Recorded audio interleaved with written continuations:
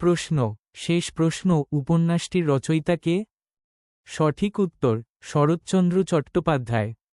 ব্যাখ্যা, শেষ প্রশ্ন উপন্যাস শরৎচন্দ্র চট্টোপাধ্যায় রচিত একটি উপন্যাস। শরৎচন্দ্র চট্টোপাধ্যায় শেষ প্রশ্ন উপন্যাসের মধ্য দিয়ে নিত্য রূপান্তরশীল মানুষ, জীবন ও সমাজের চলমান আদলটিকে ধরার চেষ্টা করেছেন ২০ শতকের প্রথমার্ধের মধ্যবিত্ত শিক্ষিত ভারতীয় বাঙালির মন মানস এবং পটভূমির পরিপ্রেক্ষিতে। শরৎচন্দ্র চট্টোপাধ্যায় ১৮৭৬ সালের ১৫ই সেপ্টেম্বর হুগলি জেলার দেবানন্দপুরে তিনি জন্মগ্রহণ করেন। শরৎচন্দ্রের প্রথম উপন্যাস বরদিদি ১৯০৭ ভারতী পত্রিকায় প্রকাশিত হয়।